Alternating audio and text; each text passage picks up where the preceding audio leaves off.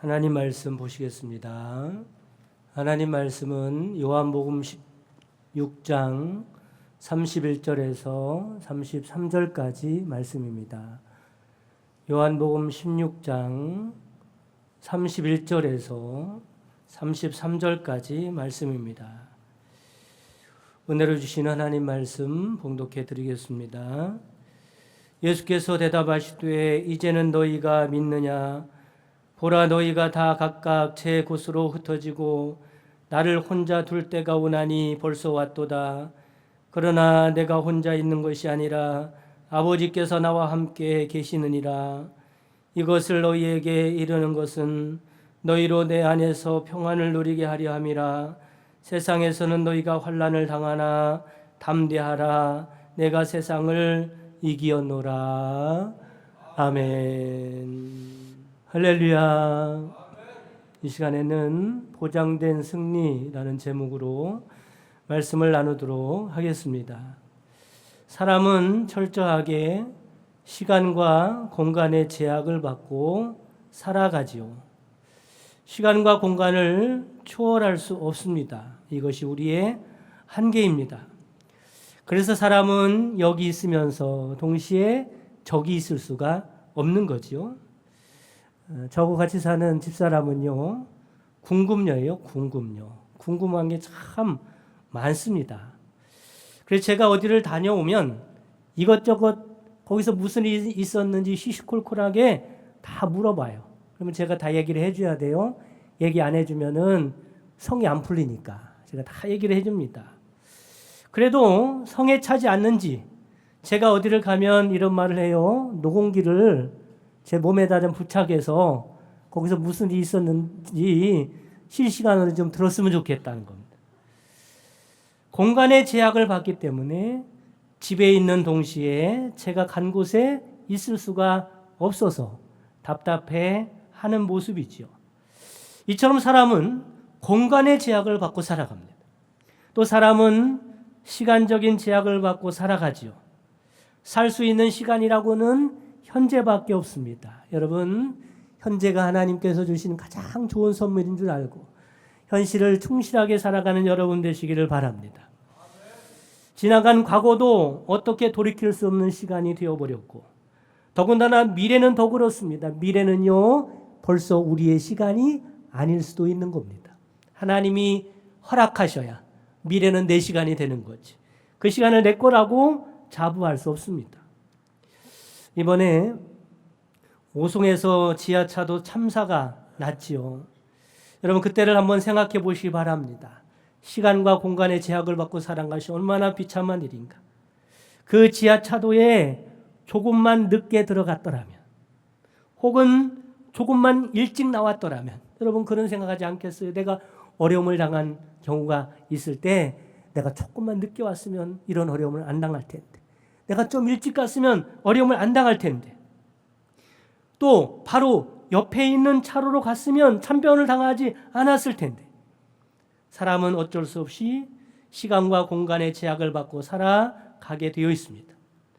그러나 하나님은 다릅니다. 하나님은 시간과 공간의 제약을 받지 않는 분입니다.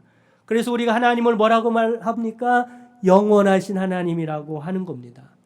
영원하시다는 것은 시간적으로 영원히 존재하는 분이다, 이 정도의 말이 아니라 하나님은 시간과 공간을 초월하여 존재하는 분이시다는 겁니다.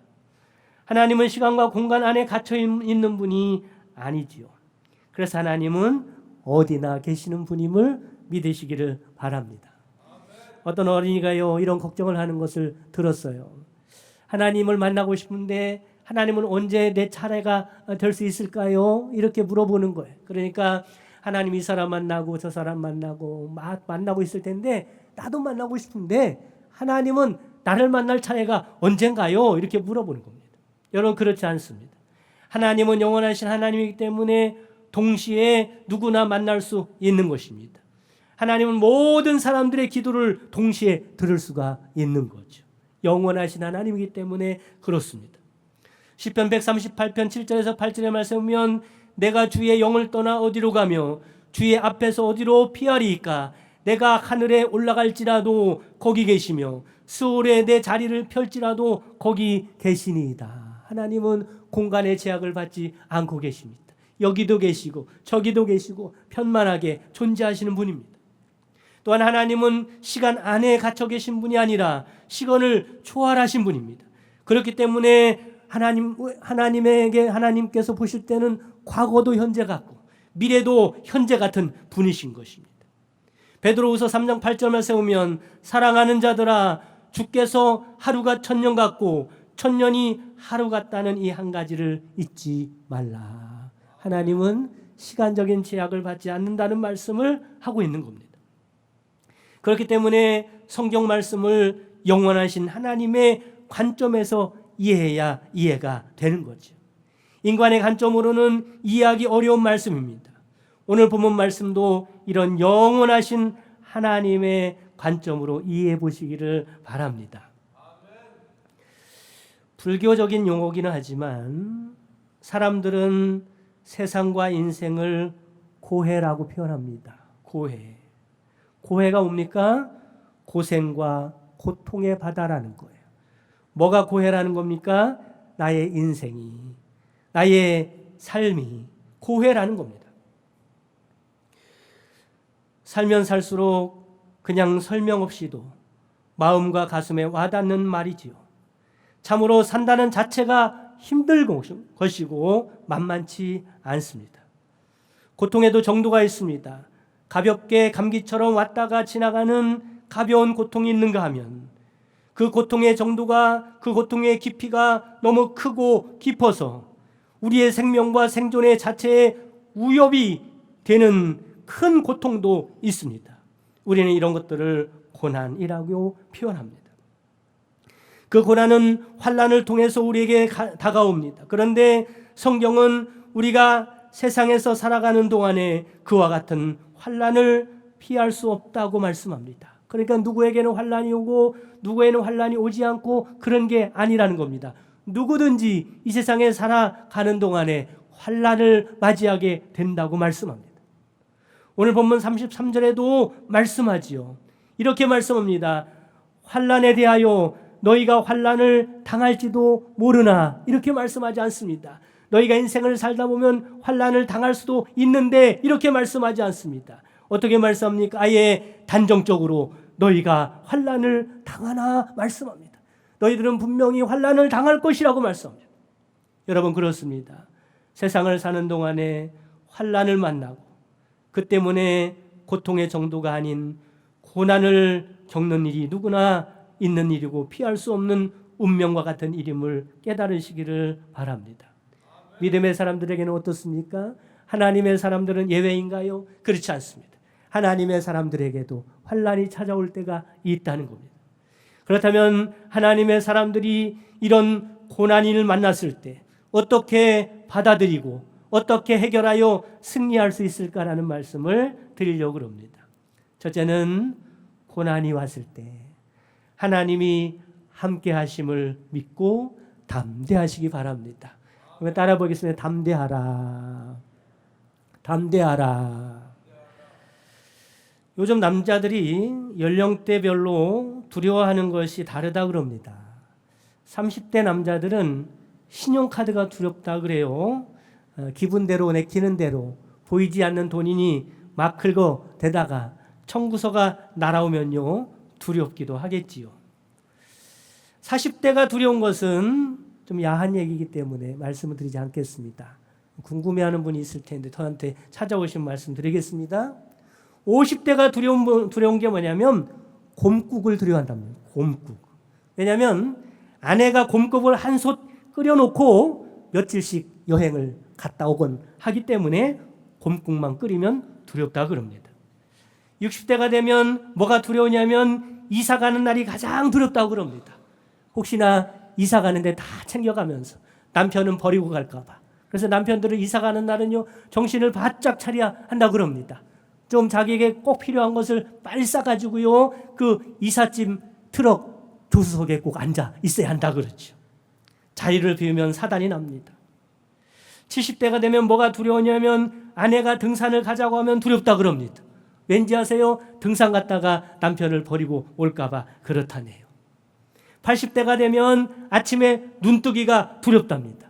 왜냐하면 아침에 눈만 뜨면 아내가 왜 눈을 떴냐고 구박하기 때문이라고 그럽니다. 그러면 나이가 들수록 뭐가 두려운 것입니까? 버림받을까 봐 두려운 겁니다. 혼자 될까 봐 두려운 겁니다. 그러나 하나님의 사람들은 두려워하지 말라고 말씀합니다. 강하고 담대하라고 말씀합니다. 왜 그렇습니까? 영원히 혼자가 아니기 때문에 그렇습니다. 영원하신 하나님이 우리와 함께함을 믿으시기를 주님의 이름으로 축원합니다. 그래서 32절 말씀에 보면 보라 너희가 다 각각 제 곳으로 흩어지고 나를 혼자 둘 때가 오나니 벌써 왔도다. 그러나 내가 혼자 있는 것이 아니라 아버지께서 나와 함께 계시느니라. 할렐루야. 본문은 예수님의 마가다락방 설교 끝부분입니다. 예수님이 십자가에 못 박히기 전날 저녁에 제자들과 최후 만찬의 자리를 가지셨습니다. 예수님은 곧 체포되실 것이고 십자가에서 죽으실 것입니다. 그때 예수님을 따라다니던 모든 제자들은 예수님을 배반하고 도망치게 될 것입니다. 그 말씀을 하고 있는 거예요. 예수님은 혼자 남아서 십자가 처형을 당해야 할 것입니다. 본문은 바로 이런 사건을 염두에 두면서 말씀하시는 거예요. 보라 너희가 다 각각 제 곳으로 흩어지고 나를 혼자 둘 때가 오나니 벌써 왔도다. 그러나 내가 혼자 있는 것이 아니라 아버지께서 나와 함께 계시느니라. 여러분, 예수님께서 이렇게 말씀하시는 것은 예수님만이 아니라 예수를 믿는 우리에게도 하나님이 함께 계심을 깨닫게 하기 위함임을 믿으시기를 바랍니다. 그러니 혼자라고 생각하고 마시고 두려워하지 말고 담대한 여러분 되시기를 주님의 이름으로 축원합니다. 곰국을 끓여도 두려워하지 마시기 바랍니다. 이사 가는 날에도 무서워하지 마시기 바랍니다. 등산 가자고 해도 걱정하지 마시기 바랍니다. 아침에 눈 뜰 때도 두려워하지 마시기 바랍니다. 언제나 영원하신 하나님이 함께 계심을 믿으시기를 주님의 이름으로 축복합니다. 더군다나 함께 하시는 분이 하나님 아닙니까? 그러니 환난이 닥치고 고난이 와도 담대할 수 있는 것입니다. 우리는 하나님이 함께 계시고 돕는 사람들이기 때문입니다. 지금 우리와 함께 하시는 하나님이 누구십니까? 우리 안에 계신 성령 하나님이신 줄 믿으시기를 바랍니다. 여러분, 성령님의 또 다른 이름이 뭔지 아세요? 보혜사입니다. 보혜사. 헬라어로 풀어보면 이런 뜻을 갖고 있어요. 곁으로 부름받아 돕는 분입니다. 성령님이 어떤 분이라고요? 내 곁으로 부름받아 나를 돕는 분이 성령님이라는 거예요. 그런데 예수님께서 요한복음 14장 16절에 내가 아버지께 구하겠으니 그가 또 다른 보혜사를 너희에게 주사 영원토록 너희와 함께 있게 하리라고 말씀합니다. 예수님의 말씀에 또 다른 보혜사라고 말씀하는 것 보니 사실은 예수님도 누구예요? 예수님도 보혜사이신 겁니다. 예수님도 내 곁에 오셔서 나를 돕는 분이십니다. 예수님이 이 땅에 오신 것도 우리 곁에서 돕기 위하여 오신 것이고 지금은 예수님께서 부활하시고 승천하시면서 성령 하나님을 보내주셨는데 그 성령 하나님이 여러분들의 보혜사인 줄 믿으시기를 바랍니다. 그러므로 예수님을 믿음으로 하나님의 자녀가 된 우리는 성령님과 늘 동행할 수 있습니다. 성령님은 아예 우리 안에 들어와 거주하지 않으십니까? 고린도서 3장 16절에 너희는 너희가 하나님의 성전인 것과 하나님의 성령이 너희 안에 계시는 것을 알지 못하느냐? 여러분 확신하시기 바랍니다. 성령님이 내 안에 성전 삼으시고 함께 계심을 믿으시기를 바랍니다. 이것을 성령의 내주라고 하는 겁니다. 성령은 무한하신 영으로 우리 안에 계시고 우리 곁에도 계시고 우리를 돕는 분이십니다. 그러니 무슨 일을 만나든지 두려워하지 마시고 믿음으로 강하고 담대하시기를 주님의 이름으로 축복합니다. 두 번째는 고난을 당해도 승리를 확신하고 살아가시기 바랍니다. 한번 따라 보겠습니다. 승리를 확신하라. 승리를 확신하라. 33절 말씀에 보면 이것을 너에게 이르는 것은 너희로 내 안에 안에서 평안을 누리게 하려 함이라. 세상에서는 너희가 환난을 당하라. 담대하라. 내가 세상을 이기었노라. 예수님은 제자들에게 환난이 닥칠 것을 예고했습니다. 여기서 환난이라는 것은 보통 고난이 아닙니다. 이 환난이라는 것을 원어로 뜻이 어떤가 봤더니 깔아뭉개다 이런 뜻이 있습니다. 압착시키다 이런 뜻이 있더라고요. 그러니까 이런 환난입니다. 열매를 압착기에 놓고 기름을 짜듯이 혹독하게 가해지는 고난을 의미하는 겁니다. 그런 것을 제자들이 만날 것이라는 것. 보통 고난이 아닌 거지요. 이런 고난을 누가 당했습니까? 제자들뿐만이 아니라 예수님도 당하셨습니다. 모진 고난을 당하시고 끝내 십자가에 매달려 죽으시고 장사 지낸 바 되지 않았습니까? 그런데 놀라운 것은 예수님께서 사망 권세를 이기시고 부활하셨음을 믿으시기를 바랍니다. 여러분, 예수님은 이 세상에서 당할 수 있는 고난 중에 가장 혹독한 고난을 당하셨습니다. 끝내 죽음에 이르기까지 고난을 당하셨습니다. 그러면 이제 끝난 것이지요. 인간적인 생각으로는 더 이상 가능성이나 소망이 없는 상태입니다. 그런데 놀랍게도 예수님은 그 상황에서도 부활하시고 승리하셨습니다. 여러분, 예수님이 사망 권세도 이기셨는데 다른 그 어떤 것을 이기지 못하시겠습니까? 우리가 환난을 당하나 예수님이 당하는 환난에 비하겠습니까? 더군다나 예수님께서 우리와 함께 하시니 그 환난에서 승리하게 만드실 것입니다. 더 정확하게 말씀을 드리면 하나님이 우리에게 환난을 주실 때 그 환난은 벌써 승리가 보장된 환난임을 여러분 깨달으시기를 바랍니다. 하나님의 사람들의 삶 가운데 일어나는 모든 일들은 하나님의 선한 계획 속에서 일어나는 일입니다.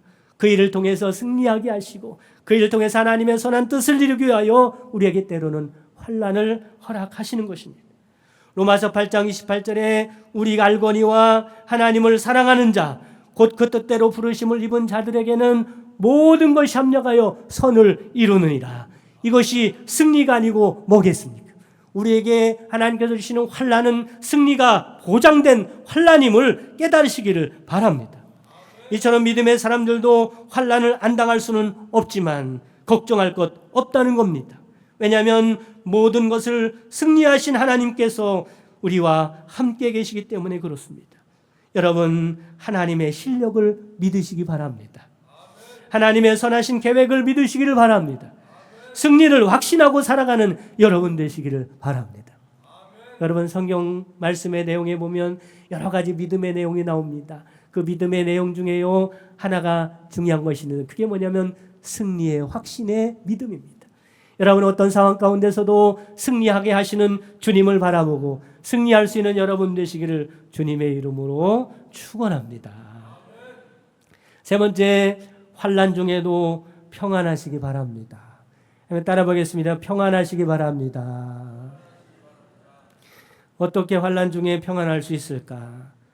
여러분, 앞에서 말씀드린 대로 승리를 확신하면 평안할 수 있습니다. 믿음의 사람들도요 환난을 당하지만 그 환난 가운데 믿지 않는 사람들과는 다른 태도를 갖고 있죠. 어떤 경우는요 환난을 당해도요 심령 깊은 곳에서는 기쁨이 있을 때가 있습니다. 평안함이 있습니다. 스포츠 경기를 중계방송을 볼 때 두 가지 방법이 있죠. 하나는 실황 중계를 보는 겁니다. 그 스포츠 경기가 시작되고 있는 경기를 하고 있는 그 시간대에 방송을 보는 겁니다. 실황을 보는 거지요. 또 한 가지 방법이 있습니다. 녹화된 방송을 보는 겁니다. 녹화 방송을 보는 거죠. 실황 중계를 볼 때는 여러분 마음이 어떻습니까? 조마조마하지요. 때로는 기쁘기도 하지만, 근데 우리가 우리 편이 승리하고 있으면 이기고 있으면 기쁘기도 하지만 한편으로는 불안합니다. 저러다가 역전되는 것 아닌가. 조마조마한 마음으로 실황 중계를 보게 됩니다. 저도 가끔 야구를 보는 편인데 제가 응원하는 팀이 이기고 있으면 얼마나 좋은지 모릅니다. 그러나 다른 한편으로는 역전되지나 않을까 걱정을 하면서 보게 되지요. 팽팽한 긴장감을 가지고 그 실황 중계를 보게 됩니다. 그런데 여러분, 녹화 중계는 느낌이 달라요. 경기는 이미 끝난 상태지요. 누가 승리한지도 알고 있는 상태입니다. 물론 진 경기는 특별한 이유가 아닌 이상 보지 않습니다. 그렇죠? 진 경기를 뭐하러 봐요? 기분만 나쁘게. 대부분 어떤 경기를 봐요? 승리한 경기만 보게 됩니다. 녹화 방송을 보면서 어떻습니까? 마음이 평안하게 경기를 지켜보는 겁니다. 왜냐하면 승리가 보장되어 있는 경기이기 때문에 그렇습니다. 도중에 지고 있어도 조바심을 내지 않고 웃으면서 봅니다. 어차피 이긴 경기이기 때문에 그렇습니다. 우리 선수가 실수를 저지르고 실점을 해도 실황 중계면 막 욕을 바가지로 하겠지만 승리한 녹화 방송을 보면서 이렇게 선수들을 보면 모두가 사랑스럽게 보이게 됩니다. 여러분, 마찬가지로 우리에게 환난이 닥칠 수 있지만 영원하신 하나님의 사람들이 만나는 환난은 어떤 환난입니까? 승리가 보장된 환난이 아닙니까? 녹화 방송을 보듯이 보면 된다는 말이죠. 요한복음 16장 33절에 이것을 너희에게 이르는 것은 너희로 내 안에서 평안을 누리게 하려 함이라. 평안하라라는 겁니다. 왜냐하면 세상에서 너희가 환난을 당하나 담대하라. 내가 세상을 이기었노라. 사망 권세를 물리치시고 승리한 예수님이 이 땅에서 승리할 수 없는 일이 어디 있겠습니까? 이기지 못할 일이 어디 있겠습니까? 그러니 내가 세상을 승리했다. 세상을 승리한 내가 너와 함께하니 승리를 확신하고 평안하라 말씀을 하고 있습니다. 여러분, 유치원생 운동회를 보신 적이 있나 모르겠습니다. 어떤 유치원에서는요, 중간에 어린 꼬마들이 송판을 격파하는 시범을 보이는 그런 프로그램을 하는 경우가 있어요. 여러분 생각해 보세요. 그 어린 고사리 같은 손으로요, 송판을 격파하려고 쫙 쌓아 놓은 겁니다. 그런데 신기한 것은 어린이 중에 그 누구도 못하겠다고 포기하는 경우를 보지 못했습니다. 격파를 못하면 어떡하나 걱정하면서 머뭇머뭇하는 어린이를 보지 못했습니다. 신기하게도 모든 어린이들이 자신 있게 나가서 격파를 하는 겁니다. 그리고 격파가 얼마나 잘 되는지 몰라요. 다 이유가 있더라고요. 선생님들이 미리 송판에다가 깊이 홈을 다 파놓은 겁니다. 그래서 손만 살짝 얹어도 부러질 수 있도록 그렇게 만들어 놓고 격파 시범을 보이는 거죠. 그러니 유치원생들은 아무런 걱정이 없이 편안하게 송판을 격파할 수 있는 것입니다. 여러분, 혹시 어려운 고난 가운데 힘들어하는 분이 계십니까? 지금은 괜찮은데 왠지 모르게 미래가 불안한 분이 계십니까? 이 고난의 터널이 영원히 끝나지 않을 것 같이 두려운 분이 계십니까? 이 시간 예수님의 약속의 말씀을 꼭 붙드시기를 바랍니다. 세상에서는 너희가 환난을 당하나 담대하라. 내가 세상을 이기었노라. 여기서 이기었다는 말은 단정적으로 완료형을 쓰고 있습니다. 이미 이겨놨다는 겁니다. 이미 진작에 이겨놓은 싸움이라는 겁니다. 시공간을 제약을 받는 인간은 할 수 없는 일이에요. 여러분, 어떤 환난이 왔을 때 시공간의 제약을 받고 있는 인간이 어찌 미래에 가가지고 그것을 이겨놓을 수 있겠습니까? 하지만 시공간의 제약을 받지 않는 하나님은 충분히 하실 수 있는 분입니다. 미래도 현재 같은 것이고 과거도 현재 같은 것이니 하나님께서 벌써 그 시련과 그 환난을 이겨놓고 우리에게 환난을 주신 것입니다. 우리가 이 세상에 살아가는 동안에 별의별 고난과 환난을 다 당해도 담대하시기 바랍니다. 평안하시기 바랍니다. 자신 있는 것은 그 어떤 문제보다 크신 하나님이 함께하기 때문에 그렇습니다. 바라기는 예수님이 다 이겨놓은 싸움을 믿음으로 승리하며 살아가는 여러분 되시기를 주님의 이름으로 축원합니다. 지금은 우리 주 예수 그리스도의 구속의 은총과 하나님의 크신 사랑하심과 성령님의 내주교통 충만 역사하심이 환난을 당해도 주 안에서 승리를 확신을 하며 담대하고 평안하기 원하는 모든 성도들 머리 위에와 그 가정과 사랑하는 자손들과 그 손으로 하는 모든 생업이 지금부터 영원까지 함께 계시기를 주님의 이름으로 축원하옵나이다. 아멘.